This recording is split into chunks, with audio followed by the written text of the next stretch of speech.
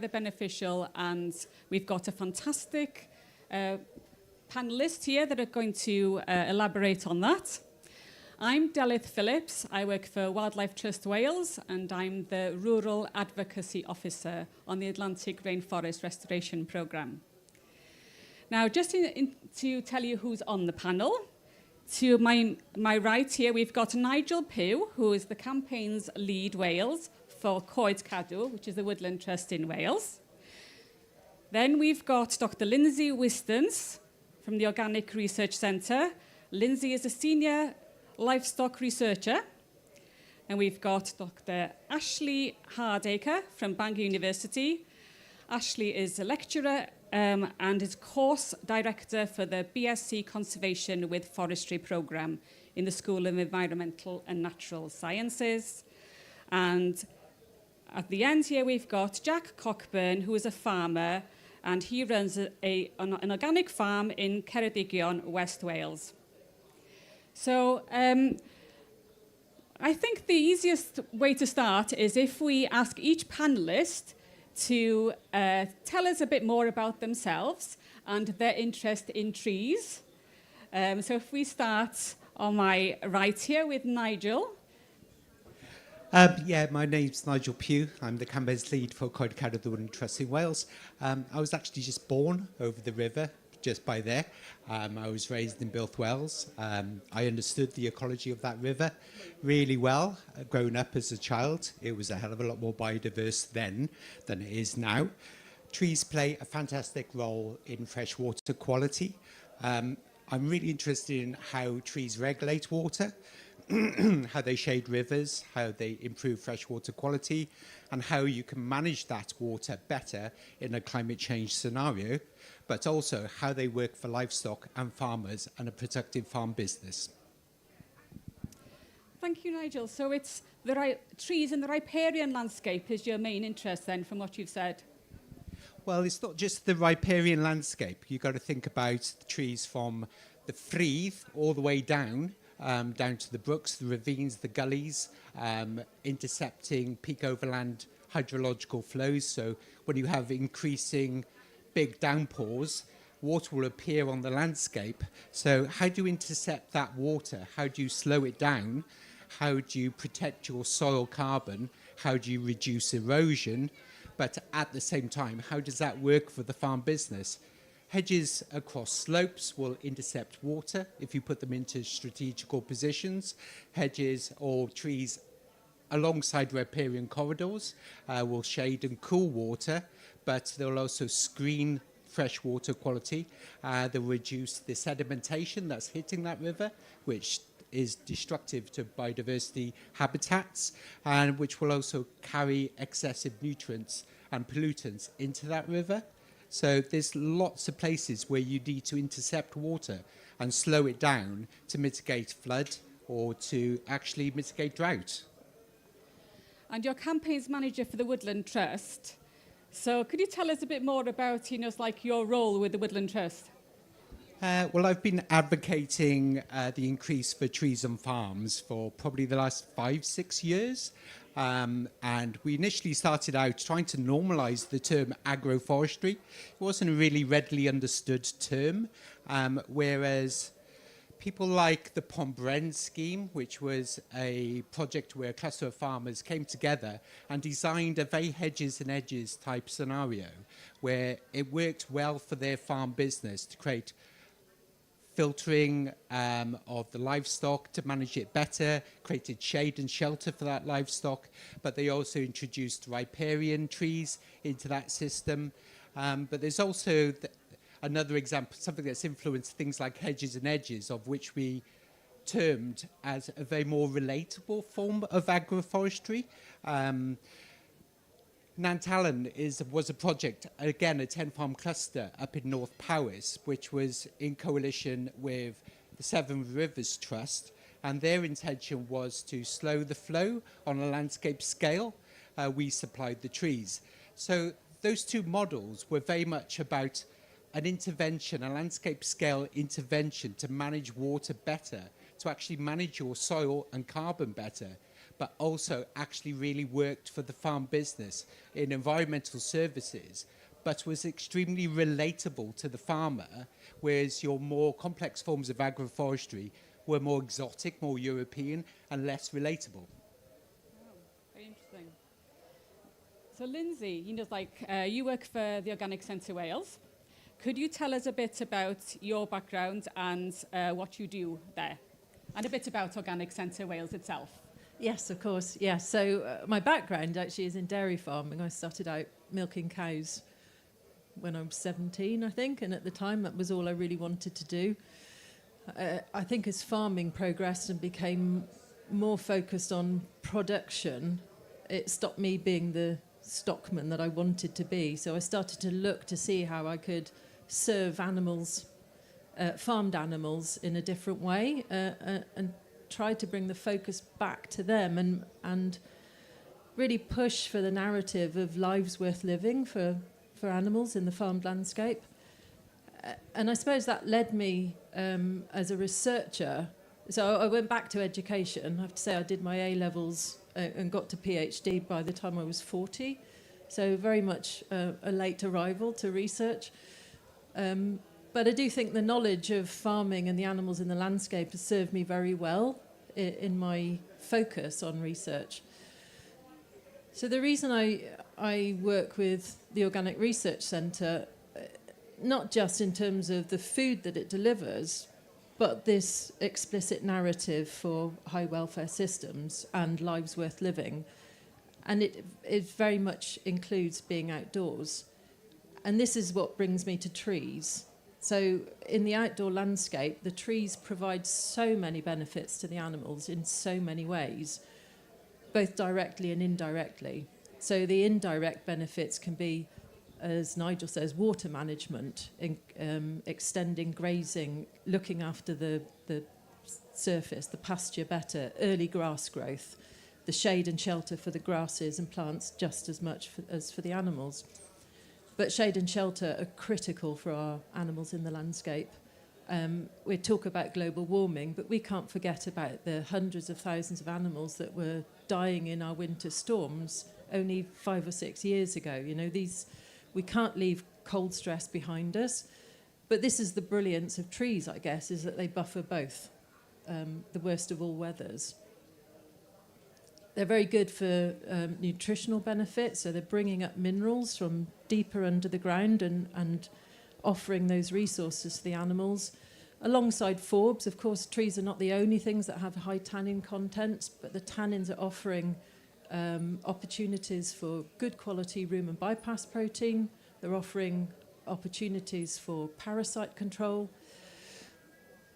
And there are also emotional benefits of having trees in the landscape. And we know that in well-designed silvopastoral systems, cattle have more cohesion in their social structures. They're less aggressive towards each other.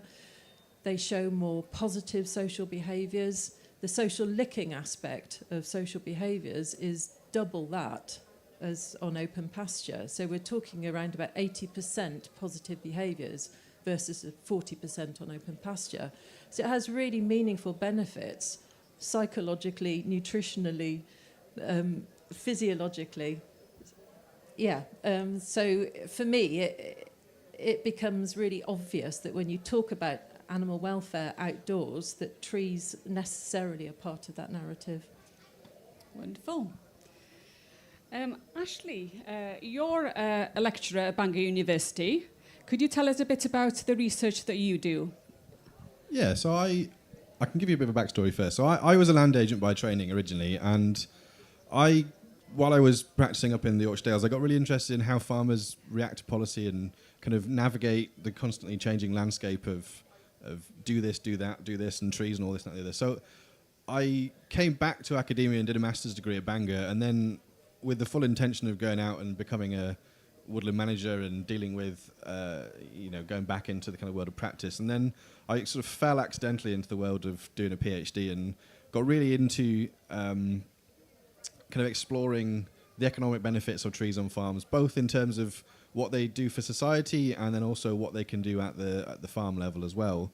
So my interest in trees is kind of dual in the sense of it's what I look at in my kind of research, but also as part of the lecturing staff in Bangor as well. We're educating all the kind of next generation of foresters. We're coming up to 120 years of teaching foresters about, you know, how to manage trees and how to advise people around managing trees and things. But my personal academic interest is in decision making around woodlands and how farmers can maximise that opportunity to extract value from a tree, both in terms of at the farm level, so deriving some internal economic value from it, but then also giving something back to society. So I tend to do primarily economic research. I've got a couple of projects at the moment looking at how we can use life cycle assessment and ecosystem service methodologies for thinking strategically about where you can put trees in a landscape where we can deliver what society wants, but then also kind of maximise some of that productive value and the value to the farmer as well. So that's where my interest in trees lies. And then from an educational standpoint, forestry has traditionally been something that's quite separate from agriculture, and most foresters will have been dealing primarily with plantation silviculture, where we've got a piece of land and we go and stuff a load of trees on it and we grow them to 30, 40 years' time, and you cut them down and we start again. Whereas we're seeing a bit of a shift in the places where foresters are now having to operate, and trees on farms and managing farm woodlands and agroforestry systems are the new place where foresters need to have the knowledge to be able to go out there and effectively manage trees in the landscape. So we're seeing a bit of a shift in what we're teaching towards managing trees outside of what we would traditionally recognise as a forest, to looking at kind of small patches of woodland in the landscape, agroforestry systems, individual veteran trees. So as a kind of lecturer, we're now trying to skill those students to be able to operate in that new space. Fantastic, thank you. And Jack, you're a farmer. We'd like to know a bit more about your farm and your take on trees, please. Right, yes, hello everyone. My name's Jack. I'm a farmer in Cadw. We have about 140 acres of grassland on the farm, and also 40 acres of woodland, which is both ancient woodland and newly planted. The farm is only about 4 miles from the sea. It's split into 2 blocks, though. We've got half down in the valley bottom and half up on top of the hill, overlooking the valley. We get very strong southwesterly winds. The climate is fairly mild, but it is very wet, as you might expect. So my background with trees specifically goes back to 2003, when I started managing the land on the farm. I'm a first-generation farmer, and I just took on this block of land and that my dad had bought. And the first thing I did was apply for a Forestry Commission grant that was available at the time, and we planted a block of 12 acres on kind of sloping, quite wet, quite clay soils. At the time, I actually was new to farming, so whether I would have done that now, whether I could be persuaded to just plant up a block of 12 acres now, I don't know. But at the time, it seemed like a good thing to do, because it was a 15-year grant scheme. All the trees and the fencing was paid for, and there was a small maintenance payment for 15 years. So I was able to concentrate on the better quality pastures for making hay and for grazing livestock. So since then, I've built up a herd of traditional Hereford cattle. We sell organic beef mainly to supermarkets. And I've also got a flock of Llanwenog sheep, which is a local rare breed to the area.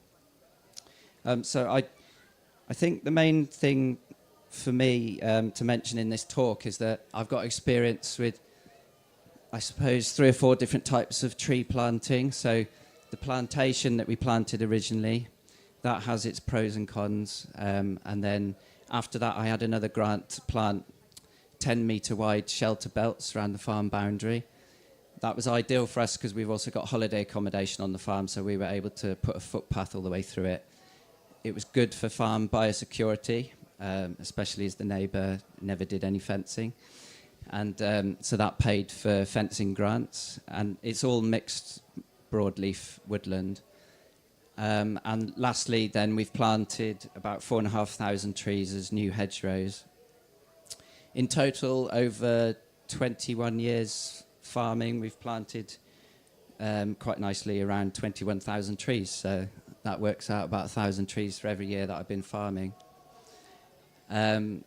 Initially, when the trees went into the big plantation, after 3 or 4 years when I built the herd up, I started to resent the fact, I could have cattle on there, if I was a bit short of grass when we had a dry spell. But actually now the trees are mature enough, if we get a drought spell, I can actually turn the cattle in there for a few days. And the 15-year stock exclusion payment that I was getting has ended, so I think I'm free to do that now. I just quickly mention the hedgerows and the shelter belts I find easier to manage. As a farmer, you can get in there and work on them. They're much more accessible.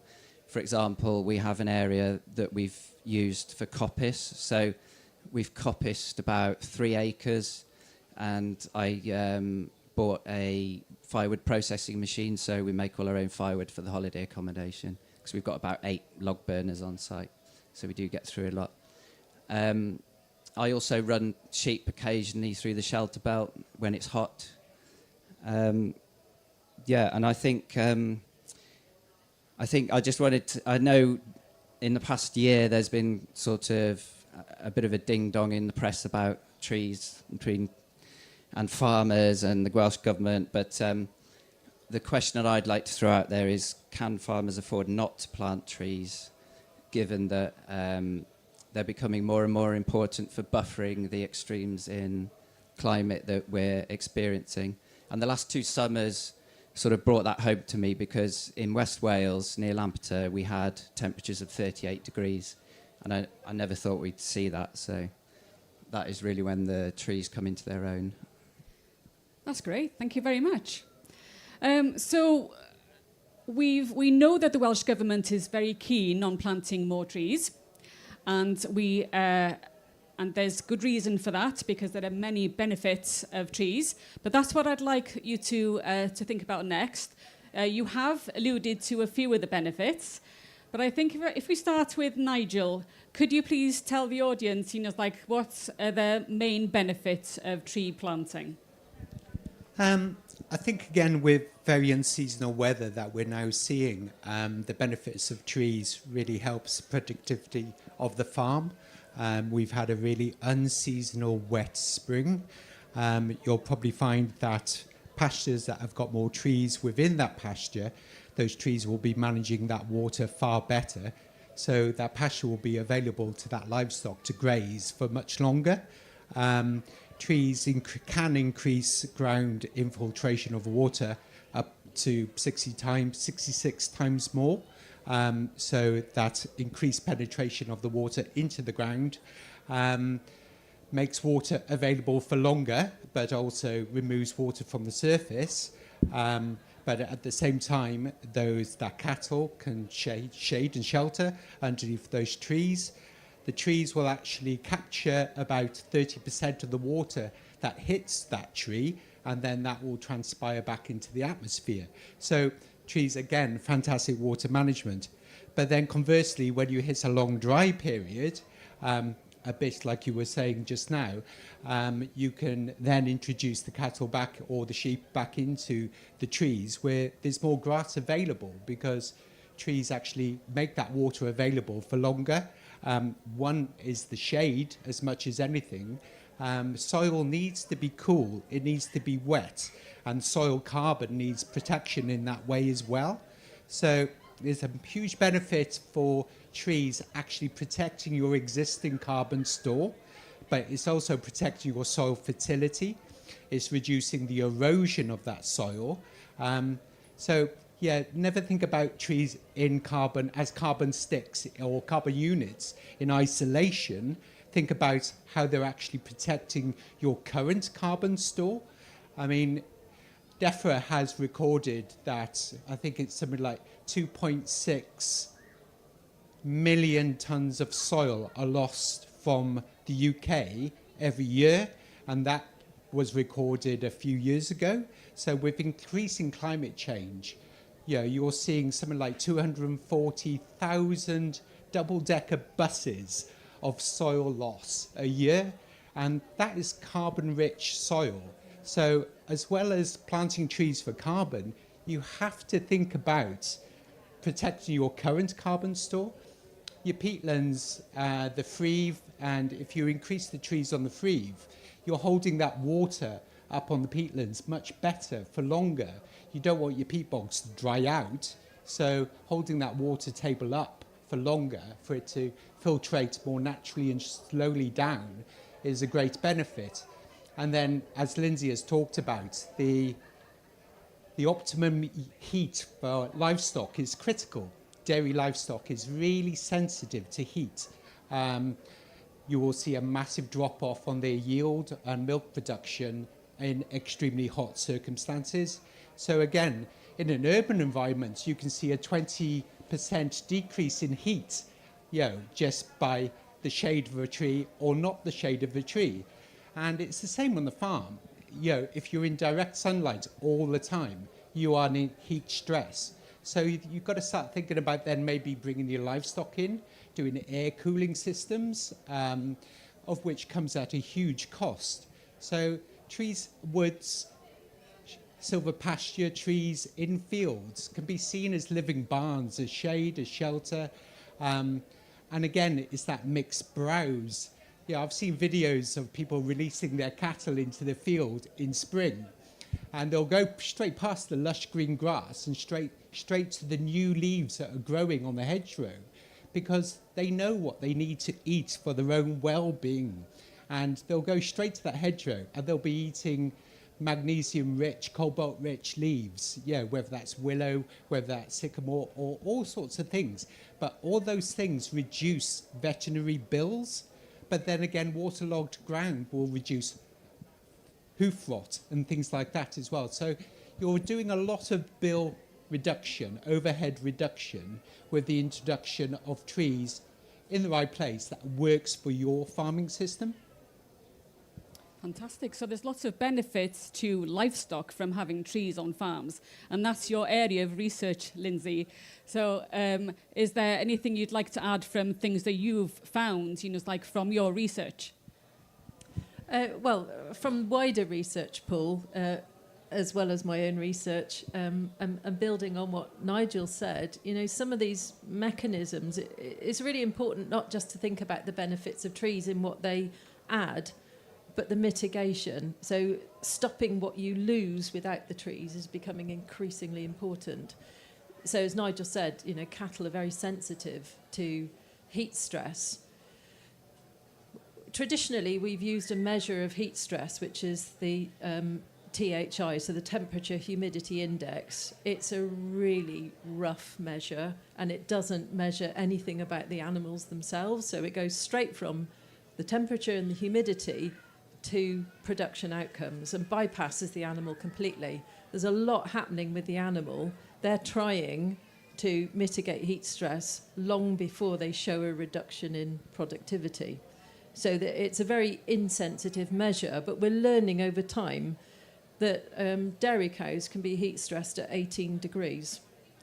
It can be a mild heat stress, and they can certainly recover from that heat stress, but they are looking for shade already at 18 degrees if the higher yielding or darker coated animals. One of the things that's important about offering this shade and shelter is that they can maintain normal behaviour patterns. So they're not having to find other strategies to cope with excessive heat or excessive cold. If we look at cold, first of all, if it's normal weather, dry weather, and they've got a good health and a good winter coat, a beef animal would have a lower critical temperature of around 0 degrees. So that lower critical temperature is really where the animal is stopping functioning normally. They're having to employ other strategies. One of the first things they do when they approach that lower critical temperature is go and find some shelter so they can maintain their thermal comfort. If that shelter is not available to them, they have to employ other strategies, such as eating more. But it doesn't reduce the poor welfare. So that original poor welfare is still there. They're just making it less bad, if you like. But it's also not very, in energy terms, it's a waste of energy, both for the animal and for the farmer. So this focus on dry matter, for example, when you talk about, or you could be grazing animals, if that same animal is outwintered, you can save up to 50% feed. If it's wet and windy weather, that animal can require up to 50% more feed to maintain itself. And you might consider then that the trade-off between a reduction in harvest for an increase in shelter would be a very good trade-off for both the farmer and for the animal in that system. If we think about heat stress, there's so much more going on, and globally, shade is the single most important thing that trees offer outdoor animal systems. The loss of production is one thing that we, of course, notice, but what's happening with the animal to get to that point is really quite profound. If they can't find the shelter that they need, then they start to close down non-vital systems, and that includes the digestive tract. So they're stopping eating in order to not increase the metabolic heat. They're redirecting blood from the digestive tract in order to try to cool down the body. And when that happens, the digestive tract becomes permeable. It's normally impermeable. So that 50% movement of blood is giving them a leaky gut. And all of the toxins that are naturally found in the gut are now going into the bloodstream, which triggers an inflammation cascade. So you'll find higher levels of disease, mastitis, lameness. All of these other secondary issues are happening, increasing costs, reducing welfare, and the knock-on effects of this absence of shade. Then you find the other system that they're closing down is the reproductive system. Because why invest in future when you're at risk in the present? What this happens is if a cow is not in calf, then it's harder for them to get in calf. If they are already in calf, or sheep, doesn't really matter, this heat stress, it compromises fetal growth, fetal development. So the babies born to these animals are smaller and weaker. You can see these negative effects into the third generation of dairy cows. That's how big these negative components are. And some fairly recent research has shown that we understand well the importance of getting colostrum into calves in those first 24 to 36 hours. They're now realising that the gut is closing down before these heat-stressed calves are even being born. So the negative effects of heat stress just keep going on. And we've not done any economic analysis in the UK, but in America, they've looked at the costs of heat stress to both the beef industry and the dairy industry. For the beef industry, they're calculating around about $400 million lost to heat stress every year. For the dairy industry, we're getting on to nearly $1 billion every single year, which is attributed to heat stress. It's huge. And you know, let's remember this is all built on essentially poor animal welfare and something that we could do something about. That's really interesting. So there's lots of benefits to having trees on farms if you've got livestock. Ashley, what are the other benefits from the research that you've done apart from the benefits to livestock? So there's they're sort of kind of the on-farm benefit that the farmer can capture some value from, and there's quite a big body of research that's looked at the kind of the broader social benefits of trees in the landscape. The obvious one is carbon sequestration. I don't want to talk a huge amount about that because that's sort of a bit of an elephant in the room, but to society, the provisioning value of a tree is quite important. We're a net importer of timber in the UK. We import 80% of our sawn wood that goes into B&Q, houses, things like that. So if we can increase even slightly the productive timber resource in the UK by some trees on farms, that's a great thing, reducing that overseas emphasis on importing timber. As Nigel's touched on quite heavily, the careful placement of a tree in a catchment can have quite a big impact on the flow of water through the landscape.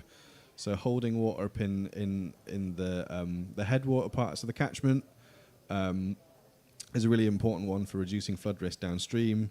Big insurers like Aviva are now thinking about places where they've got quite a number of Aviva-insured houses. They're looking up into the catchment and finding strategic places to start investing in woodland cover.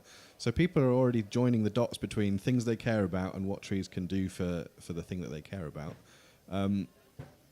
I don't do a huge amount of research on this, but we do have colleagues in Bangor that look at the kind of the well-being impacts of trees.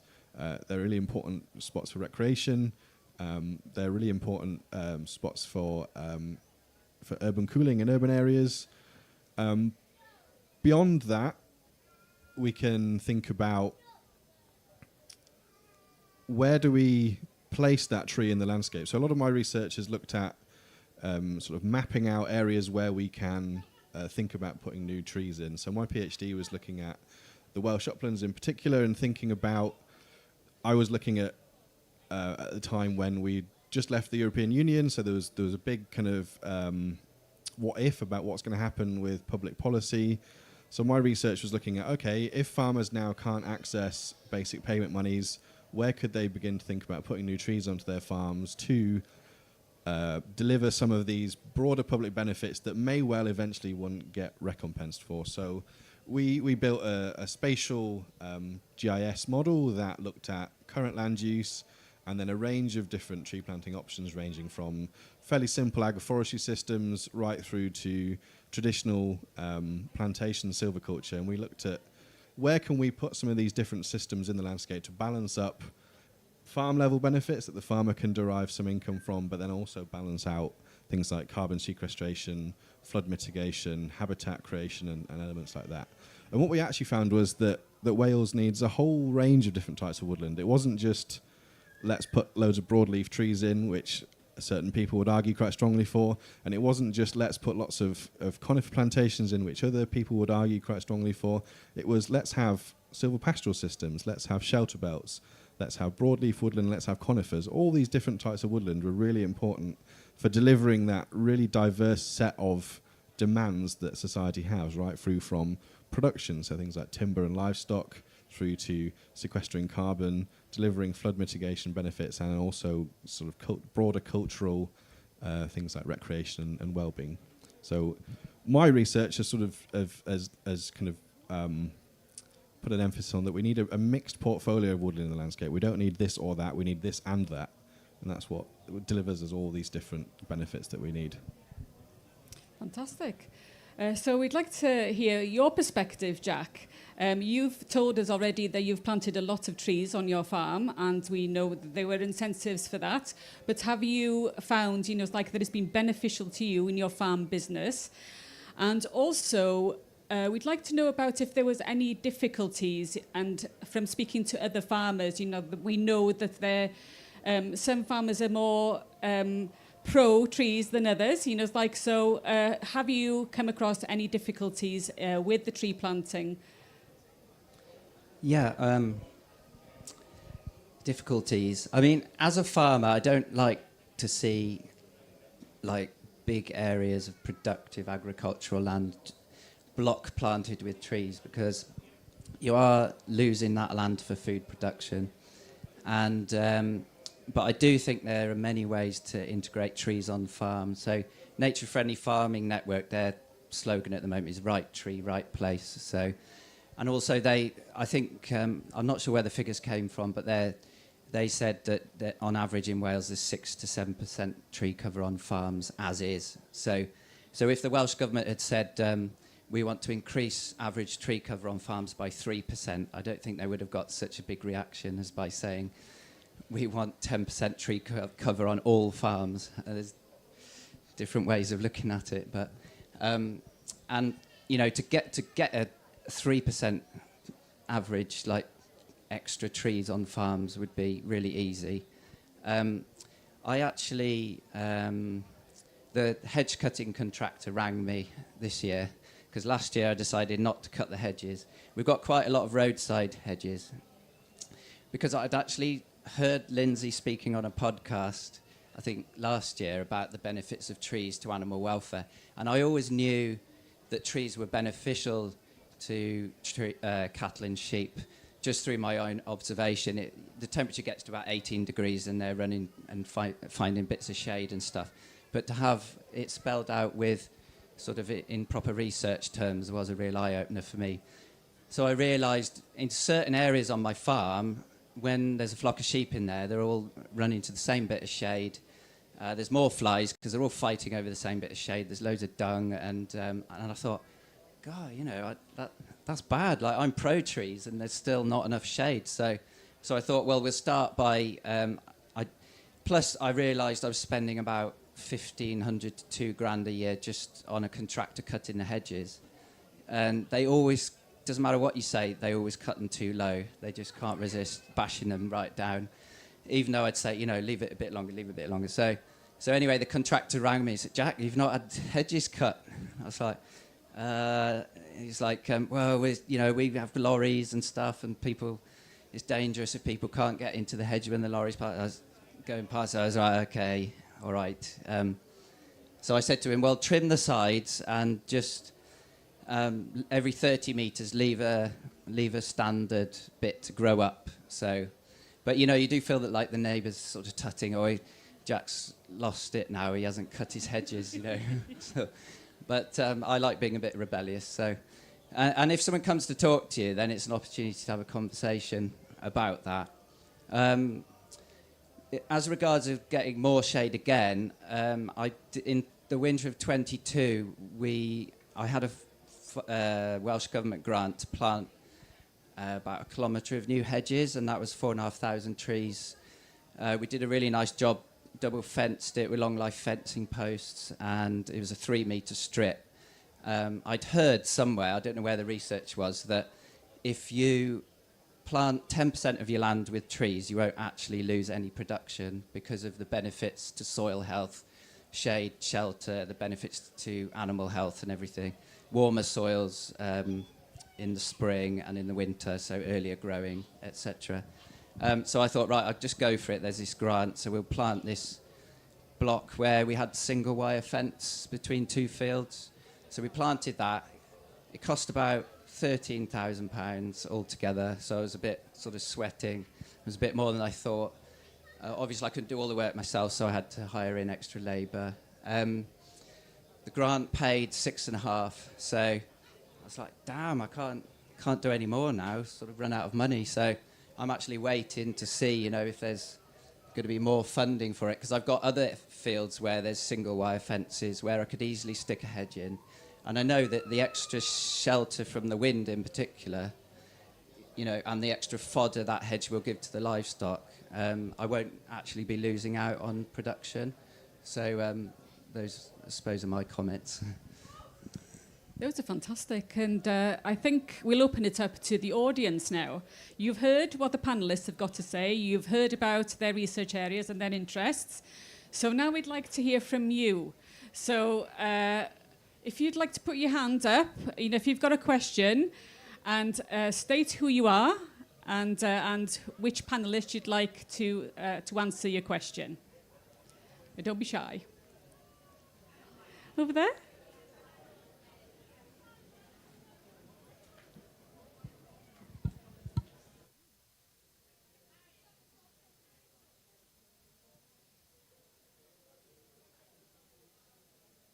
It's on. Hello. Thank you. I'm Natalie Buttress from the Woodland Trust, working with Nigel.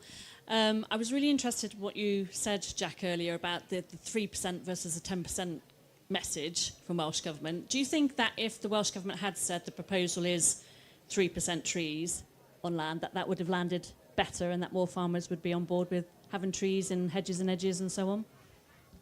Yeah, I think so, definitely. I think the elephant in the room was always that the subsidy pot as a whole is only going one way, which is down. And to make such a big headline announcement to farmers, right, and make it sound like we want you to plant 1 acre out of every 10 with trees, which is it was just a terrible PR job, in my opinion.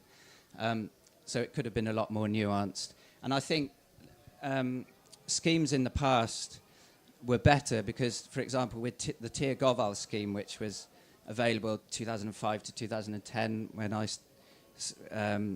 was a young farmer, that you'd have a project officer visit your farm. They'd take time to get to know you. They'd sit down, look at the farm map, and then they'd work out what were the priorities, which should be the habitat areas where you might have new hedgerows, maybe a bit of woodland, and that was much more kind of inclusive. So I don't like the way the farming unions reacted to it, but also I think the Welsh government were clumsy in the way they brought it out. But I do actually think farmers are really good people to plant trees. And one thing I was going to mention is the 4,500 that we planted in the winter of 22. The spring of last year was really, really hot and dry for 3 months. And I had all these tiny little saplings in the ground, and I made a big investment on them.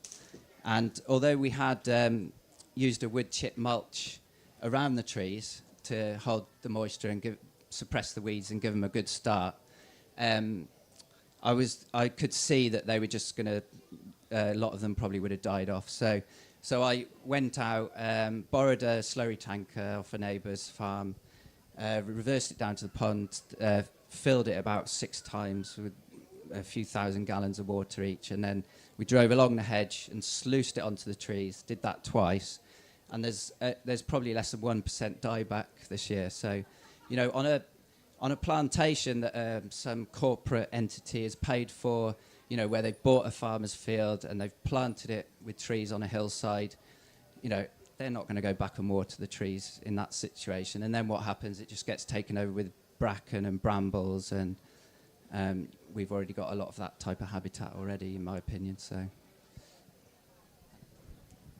thank you, Jack. And the Nature Friendly Farming Network you've mentioned already are doing a lot of work as well. It's like to try and encourage, it's like to get the message out to other farmers with people like you, sort of explaining how they've been beneficial to you and spreading that message. Yeah, I think they're working as a good bridge between farmers and wildlife organisations and the Welsh Government. Great, thank you. Any other questions from the audience? Over here. Hello, I'm John Healy, a colleague of Ashley's at Bangor University. My question could be to any of the team, but I think maybe Delyth or Nigel might pick it up. So we've heard about an average figure, but we're not quite sure where it comes from, of 6 to 7% tree cover on Welsh farms. But of course that's an average, and there's a huge variation in the existing tree cover between farms. And as we've heard very eloquently, was a real problem in reality and communication of saying 10% on every farm. I mean, from an animal welfare point of view, perhaps, or hydrological benefits and so on, what do we think about the model where every farm should achieve a certain minimum level, so that every cow, every sheep in Wales has access to shelter, perhaps Delyth, versus listening to the narrative of some of the strongest opponents of the 10% cover, saying I cannot sacrifice 10% of my land to tree cover, the loss of production herd size will be too great, therefore I can't advocate to my members, whoever I might be, that they should do the same.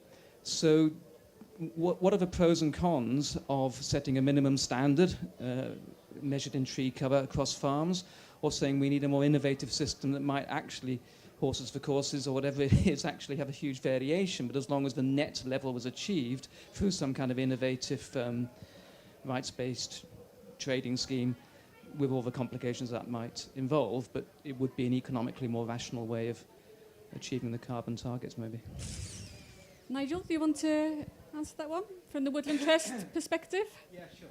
I think the issue really is that over the last 50 years, people have separated trees from food production, and actually reawakening the fact in people's minds that those trees are doing a very good job for the farm business is probably the better direction of travel.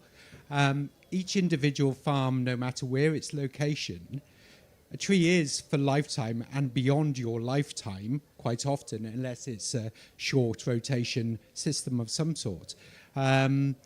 So that investment in those trees at the early stages has to be well designed, well thought out. If it's an agroforestry system or an alley cropping system or a silver pasture system. If you've created an orchard alley cropping system of some sort, and then suddenly 3 years down the line, you've discovered that you haven't got a market for that fruit, that's extremely problematic. You've invested in that time, you've put over that field to an orchard alley cropping system.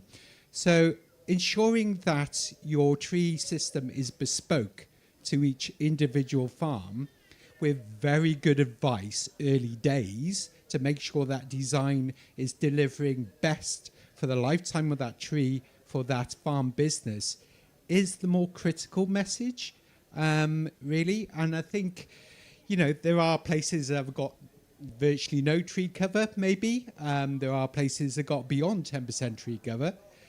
And it's not also 10% of the whole farm, because there's lots of places on the farm that you can't actually or allowed to plant trees. So it's more important, really, that the trees are strategically placed to work for the farm business best and also to mitigate climate change in the best way that they can in a strategically targeted way. Thank you, Nigel. Yes, come in, Lizzie. Yeah, so I think also it begs the question of what we consider is right and proper farming in some ways and what's normal. And Ashley said, you know, that traditionally we think about or have used trees apart from the farm. But that's only very recent. I mean, trees have always been a very integral part of farming, and we forget that when we talk about conventional and traditional. It's actually a very narrow part of history that we're talking about. So trees have always been a critical part of farming, but we've lost the knowledge and the practice of farming with trees. And we have to relearn that now. But from an animal point of view, yes, it is right and proper that all animals should be able to access good welfare conditions. And it's written in, you know, all the advice from the 5 freedoms upwards. The challenge for us in our modern systems is what we then do with those animals. So when we devalue them in the landscape, when we sell them as cheap, then the driver is to have more animals in the landscape. And we've been able to do that partly because we've also gotten much better at growing grass, harvesting grass. So the landscape has responded, if you like, to the higher demand. But the reality is, you know, if you're then having to argue that only some animals can have decent welfare and others can't, then you have to look at the numbers of animals in the landscape, and then you have to look at the fairness of recompense for those animals that are in that landscape. So it's a much, much wider issue. But I can't say that it's okay for some animals to have poor welfare. You know, we have to look beyond that for solutions.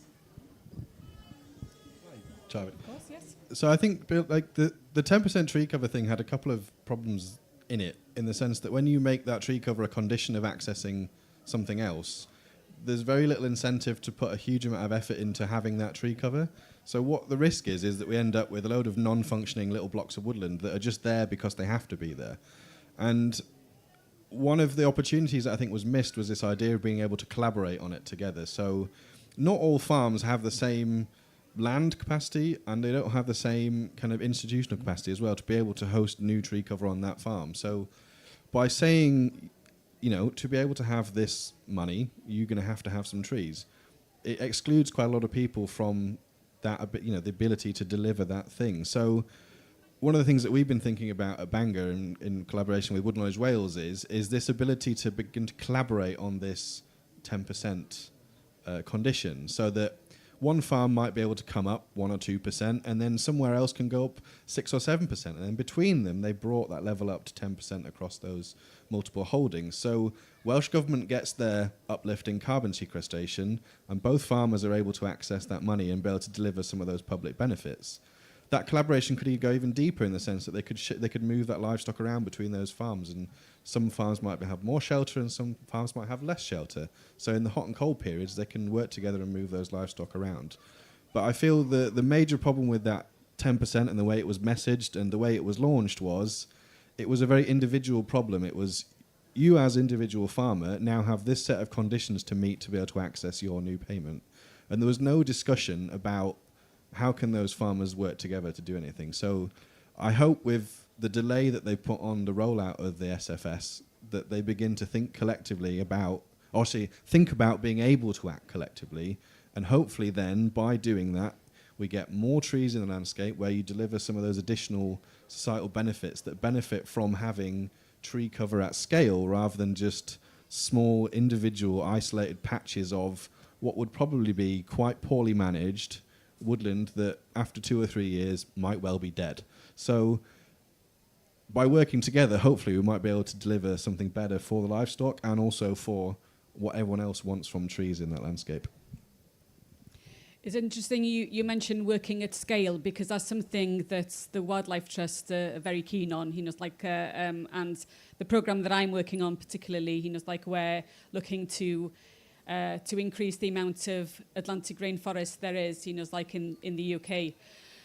Jack, could you just say, are you part of a farm cluster? Because there are, in some areas, you've got farm clusters where farmers come together and discuss, things of interest. No. No, I'm not. I don't actually often talk to other farmers. Because they mostly just moan. I shouldn't say that at the Royal Welsh Show. But what Ashley was saying about the trees dying off, I think is a really good point, because one of the frustrations of me planting trees is that you get the initial grant money and you can plant the trees, but there's no support for ongoing management. So I walked around our plantation with a knowledgeable forestry researcher, and she sort of tutted at me for not having trimmed the cherry, because it would make a fantastic timber tree in 80 or 100 years.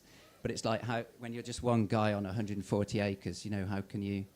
I'd love to spend weeks in the woodland in winter just quietly trimming trees, but it's just not possible. So those ongoing sort of maintenance things need thinking about.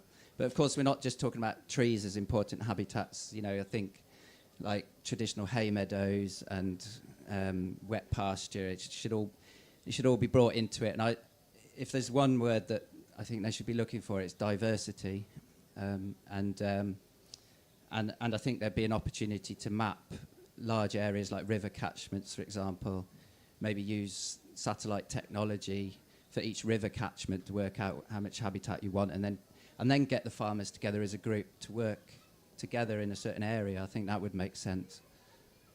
Sounds very sensible. Any other questions from the audience? Over here. Hi, my name's Joe Ryder. I work for Gwent Wildlife Trust. I'm a conservation grazing officer. Do we have any direct research on beneficial tree species for grazing animals? Any quantifiable sort of what? Is there a tree equivalent to white clover that is a fantastic grazing tree? Yeah, reluctantly, I'm going to have to say willow. I say reluctantly because, of course, diversity is the key. And it's so easy to just reduce things to a single silver bullet type approach, and we really have to move away from that kind of thinking. So toolbox thinking. Most trees in the British landscape are palatable and nutritious. I say most trees. So there are a few that are actually quite nutritious, such as alder and beech, but they're not very palatable. Animals will browse on them to a degree, with particularly with young growth, but other than that, alder, you barely need to protect it against deer. So we can't quite work out why it's not palatable, because the nutritional content is actually pretty good in it. Traditional fodder trees. So let's not forget, this is, trees for fodder is not something new. This is an old practice that fell off a cliff when we learned how to grow root crops. Our traditional trees were ash and elm for fodder and holly for direct browsing. So if you go around the landscape and you see anything relating to hollins or anything like that, it would be referring to old holly groves, which were used for sheep in the winter. Most of the trees, on the whole, compare very well nutritionally to grasses grown in the same landscape. But of course, we're not talking about trees as a replacement, we're talking about them as a supplement. All of our livestock, from poultry upwards, they're all browsers to a degree, and trying to put that back into their feeding systems, I think should be, we should take their normal browsing behaviour as a good guideline, really, for that. But again, a mix. So we talk about willow as being good. It's good in mineral terms, it's good in nutritional, basic macronutrition, but it also is very well known as something that offers good tannin levels and salicin for painkiller. But that differs between species. So good old goat willow, actually. People might think of goat willow as a weed, but it actually scores pretty highly in mineral terms and in salicin levels. Yeah, but always a mix, I would say.